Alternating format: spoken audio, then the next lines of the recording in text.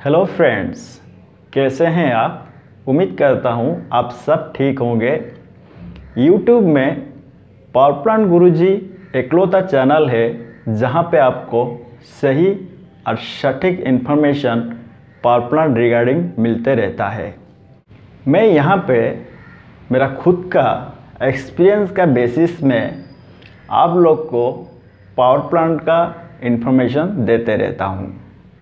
तो इस वीडियो में मैं एक जनरेटर का प्रोटेक्शन का ऊपर केस स्टडी करने वाला हूं, जो कि बहुत ही इंफॉर्मेटिव होगा आप लोगों के लिए।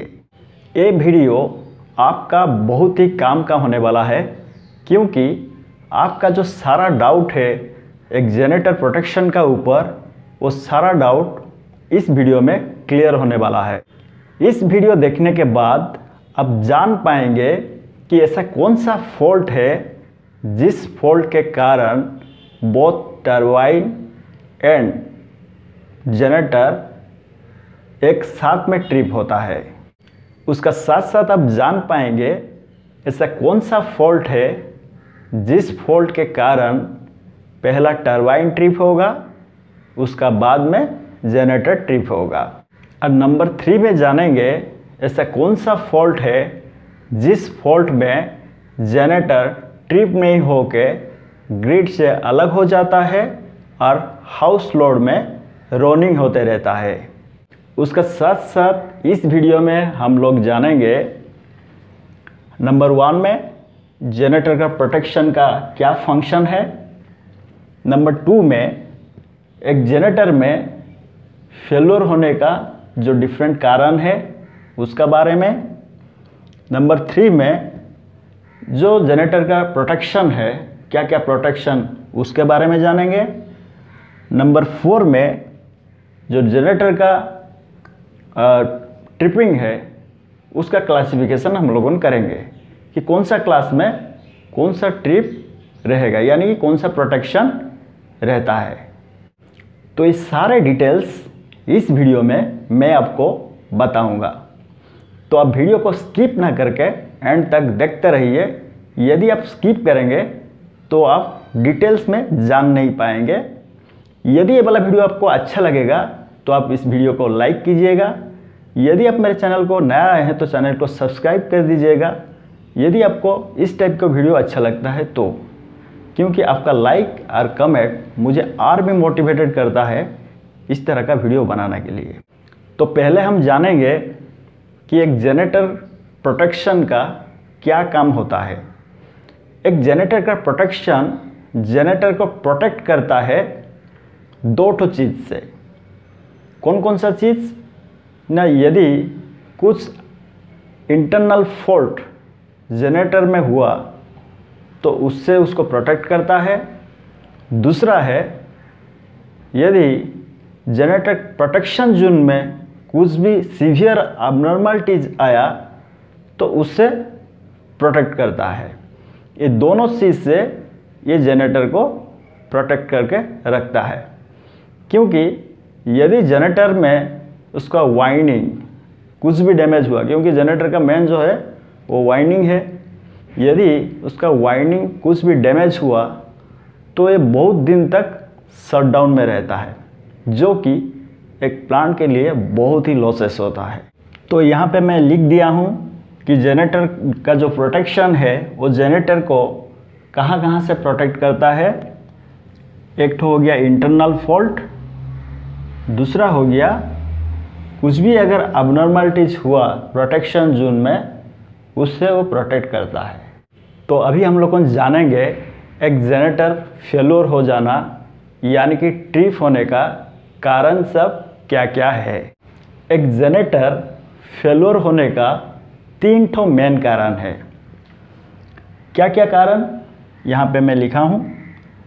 पहला कारण है यदि जनरेटर का प्रोटेक्शन सिस्टम में कुछ भी फॉल्ट आया तो उसके कारण जनरेटर फेल्योर यानी कि ट्रिप हो जाएगा। नंबर 2 में रिले कॉन्टैक्ट, जो रिले कॉन्टैक्ट यदि फेल्योर हुआ तो उसके कारण जो जनरेटर का ब्रेकर होता है वो ठीक से क्लोज हो नहीं पाएगा, जिसके कारण जनरेटर फेलोर हो जाएगा, यानी कि ट्रिप होगा। नंबर 3 में यदि एक स्टीम टरबाइन का ब्लेड फेलोर हो गया, यानी कि डैमेज हो गया, तो उसके कारण जनरेटर इमीडिएटली ट्रिप होगा। तो ये 3 ठो कारण है जो कि मेन कारण जिसके वजह से एक जनरेटर फेलोर हो जाता है। तो अभी हम जानेंगे जनरेटर का प्रोटेक्शन, यानी कि जनरेटर में कौन कौन सा प्रोटेक्शन दिया जाता है जो कि जनरेटर को उस फॉल्ट से प्रोटेक्ट करके रखेगा। तो चलिए जानते हैं कौन कौन सा वो प्रोटेक्शन।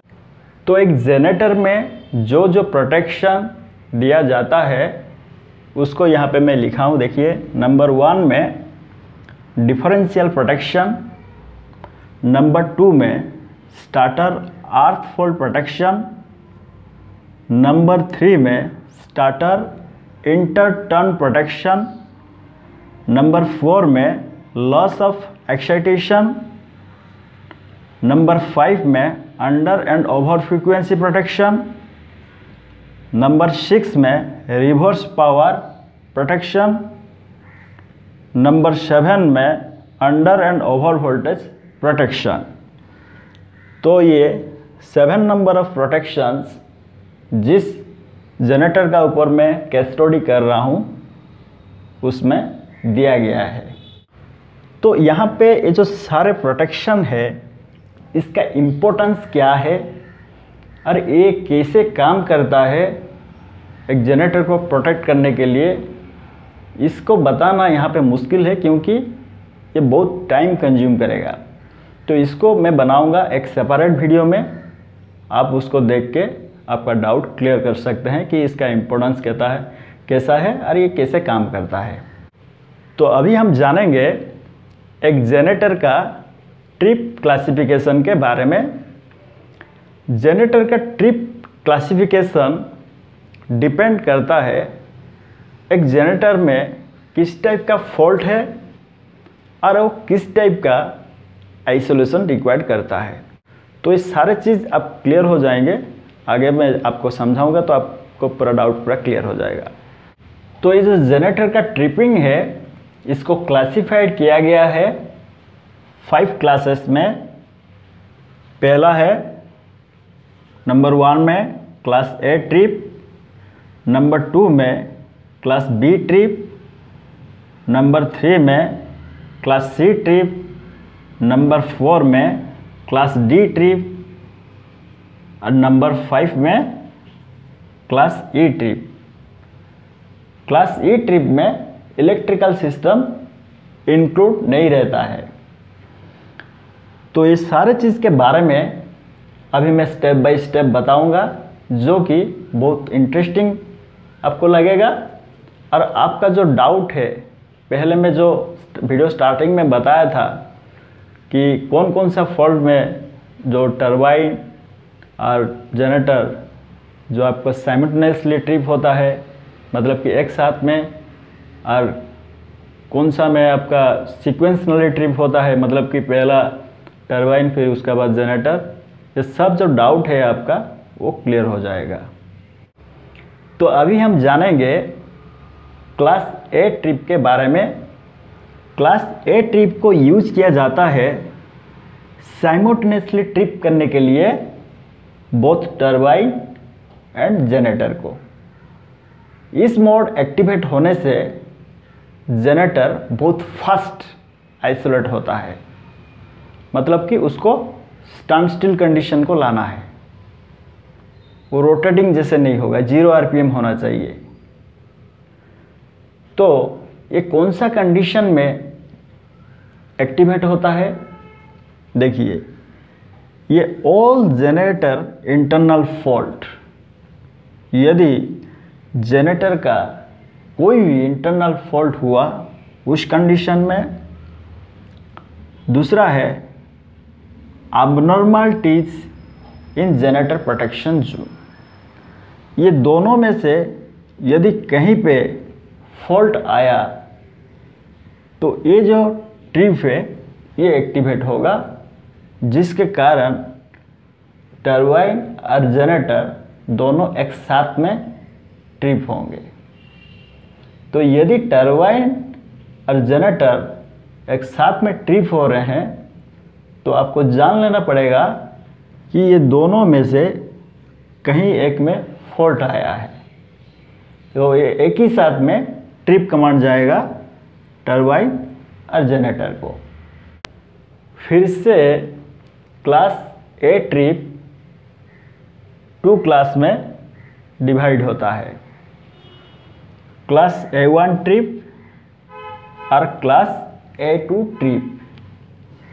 क्लास A1 ट्रिप में जनरेटर प्रोटेक्शन है, मतलब कि कौन कौन सा फॉल्ट आने से जनरेटर में ये प्रोटेक्ट करेगा, ये सारे क्लास A1 में है।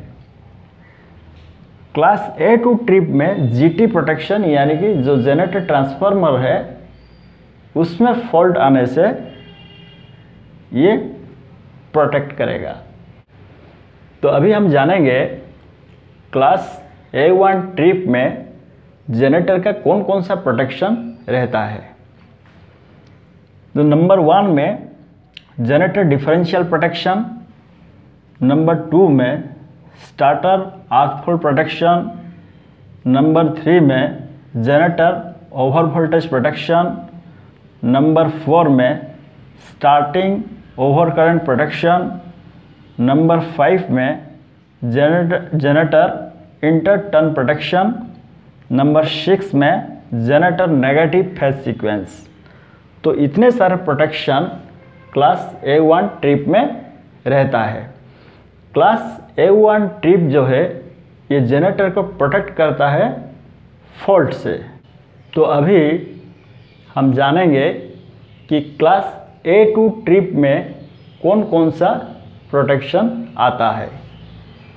नंबर 1 में डिफरेंशियल प्रोटेक्शन ऑफ GT यानी कि जनरेटर ट्रांसफार्मर, नंबर 2 में backup impedance of protection of generator, number 3 में बोकल्स रिले ऑफ GT यानी कि जनरेटर ट्रांसफार्मर, नंबर 4 में ओवरफ्लक्सिंग प्रोटेक्शन ऑफ जनरेटर, नंबर 5 में ट्रिप ऑफ GT यानी कि जनरेटर ट्रांसफार्मर, नंबर 6 में फायर प्रोटेक्शन ऑफ GT यानी कि जनरेटर ट्रांसफार्मर, नंबर 7 में डिफरेंशियल प्रोटेक्शन ऑफ UT यानी कि यूनिट ट्रांसफार्मर, नंबर 8 में REF यानी कि रेस्टिगेटेड आर्क फॉल्ट। तो ये सारे प्रोटेक्शन आपका क्लास A2 ट्रिप में आते हैं। तो अभी हम जानेंगे क्लास B ट्रिप के बारे में। क्लास B ट्रिप एक्टिवेट होने से क्या होगा ना, सीक्वेंशनली ट्रिप होगा। पहले टरबाइन, यहाँ पे देखिए, पहले टरबाइन फिर उसका बाद जनरेटर। ऐसे क्यों होता है? क्योंकि टरबाइन को ओवर स्पीड से एवॉइड करने के लिए इस तरह किया जाता है कि पहले आपका टरबाइन ट्रिप हो फिर उसका बाद जनरेटर ट्रिप हो। क्योंकि जब टरबाइन ट्रिप होगा तो कुछ रेसिडुअल स्टीम यानी कि जो ट्रैप स्टीम वो टरबाइन का अंदर में रह जाता है। तो यदि आप जनरेटर ब्रेकर ओपन कर देंगे इमीडिएटली उसके साथ साथ, तो टरबाइन ओवर स्पीड होने का चांसेस रहता है। तो इसके लिए यदि ये ट्रिप एक्टिवेट हुआ तो उसमें सीक्वेंशनली ट्रिप होता है, पहले टरबाइन फिर उसका बाद जनरेटर। ये ट्रिप में, ये क्लास B ट्रिप में जनरेटर का वो सारे प्रोटेक्शन रहता है जिस प्रोटेक्शन यदि एक्टिवेट हुआ उस रिले, तो जनरेटर में कुछ हार्मफुल ऐसे चीज़ नहीं होगा जिसके वजह से कि जनरेटर का ब्रेकर को इमीडिएट ओपन किया जाए। जिस प्रोटेक्शन में जनरेटर को इमीडिएटली आइसोलेट किया जाना चाहिए वो क्लास ए ट्रिप में है, जो कि मैं आपको बता चुका हूँ। तो इसमें मेन चीज़ जानना ज़रूरी है कि क्लास बी में कौन सा रिले ऑपरेट होने से जनरेटर ट्रिप होगा। क्लास बी में रिवर्स पावर रिले ऑपरेट होने से जनरेटर ट्रिप होगा। तो अभी हम जानेंगे क्लास सी ट्रिप के बारे में। क्लास सी ट्रिप को यूज़ किया जाता है जनरेटर को प्रोटेक्शन या प्रोटेक्ट करने के लिए। किससे? ना जिस ग्रिड के साथ जनरेटर कनेक्टेड हुआ है, यदि उस ग्रिड में कुछ भी फॉल्ट या अबनॉर्मलिटीज आया तो उससे प्रोटेक्ट करने के लिए क्लास सी को यूज़ किया जाता है, क्लास सी ट्रिप को। इसमें क्या होता है ना, कुछ भी अगर अबनॉर्मलिटीज आया तो जो जनरेटर ब्रेकर है जो ग्रिड का साथ कनेक्टेड हुआ है तो वो ओपन हो जाता है, मतलब जिसको हम लोगों जीसीबी ग्राउंड सर्किट ब्रेकर बोलते हैं। ये क्या होगा ना, जनरेटर ट्रिप नहीं होगा लेकिन हाउस लोड में चलेगा। कैसे? ना मान लीजिए ये अगर जनरेटर है, इसका आउटपुट यहाँ पे ये आपका हो गया ट्रांसफार्मर,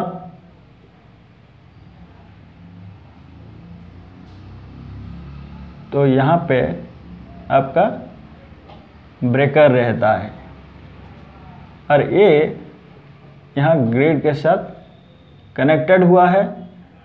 और जो यूटी है यानी कि यूनिट ट्रांसफार्मर, जो कि ऑक्सिलरी के लिए यूज़ किया जाता है, ये यहाँ पे है। तो ये हाउस लोड जो है ये कंज्यूम करता रहेगा। तो इसीलिए ये ब्रेकर अगर ओपन हो गया तो जनरेटर ट्रिप नहीं होगा, क्योंकि हाउस लोड जो है ये आपका यूटी ये कंज्यूम कर रहा होगा। तो इस कंडीशन में ये हाउस लोड में चलेगा। तो चलिए जानते हैं एक जनरेटर का प्रोटेक्शन कौन कौन क्लास सी ट्रिप में रहता है। पहला है अनबैलेंस और नेगेटिव सीक्वेंस प्रोटेक्शन। नंबर 2 में है बैकअप इम्पीडेंस प्रोटेक्शन। नंबर 3 में अंडर फ्रीक्वेंसी प्रोटेक्शन। नंबर 4 में ओवर फ्रीक्वेंसी प्रोटेक्शन। तो ये चारों जो प्रोटेक्शन है, ये प्रोटेक्शन ग्रुप जो क्लास सी ट्रिप में रहता है। उम्मीद करता हूँ इस वीडियो में जनरेटर प्रोटेक्शन का बारे में कुछ इन्फॉर्मेशन आपको मिला होगा और ये इन्फॉर्मेशन आपको फ्यूचर में हेल्प करेगा, या आपका जो डाउट था वो क्लियर हो गया होगा। यदि ये वाला वीडियो आपको अच्छा लगे तो उसको लाइक शेयर ज़रूर कीजिए। यदि आप मेरे चैनल पर नया है तो चैनल को सब्सक्राइब कर दीजिए इसी तरह टेक्निकल वीडियो पाने के लिए।